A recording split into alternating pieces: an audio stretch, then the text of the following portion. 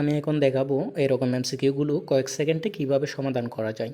তো এখানে হচ্ছে দশমিকের পরে 6-এর উপর পৌনঃপুনিক আছে, আর এখানেও 0.3 পৌনঃপুনিক আছে, অর্থাৎ দশমিকের পরে যতটা সংখ্যার উপর পৌনঃপুনিক থাকবে ততটা 9 হবে, আর যতটা সংখ্যার উপর পৌনঃপুনিক ছাড়া যতটা সংখ্যা থাকবে ততটা 0 হবে। তাহলে এখানে যেহেতু দশমিকের পরে পৌনঃপুনিক ছাড়া কোনো সংখ্যা নাই, এই কারণে পৌনঃপুনিক আছে একটার উপর, এই কারণে একটা 9 হবে।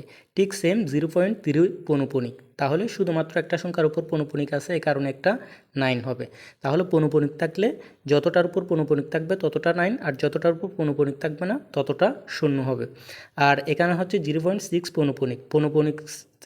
পৌনঃপুনিক সংখ্যা থাকলে উপরে যেটা আছে সেটাই হবে, এবং পৌনঃপুনিক ছাড়া সংখ্যা থাকলে সেক্ষেত্রে পৌনঃপুনিক যেটা আছে সেটা থেকে বিয়োগ হবে। যেহেতু এখানে পৌনঃপুনিক ছাড়া কোনো সংখ্যা নেই, সেহেতু কোনো সংখ্যা বিয়োগ হবে না। 6-এর উপর পৌনঃপুনিক আছে, এই কারণে এদিকে 6 বসে যাবে, আর এখানে 3-এর উপর পৌনঃপুনিক আছে, এখানে 3 বসে যাবে।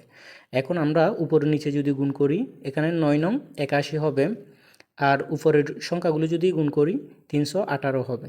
তাহলে 81 দিয়ে 18কে ভাগ করলে কত হয়? 81 দিয়ে 18কে ভাগ করলে হবে 0.2 পৌনঃপুনিক। তাহলে সঠিক উত্তর হবে হচ্ছে 0.2 পৌনঃপুনিক।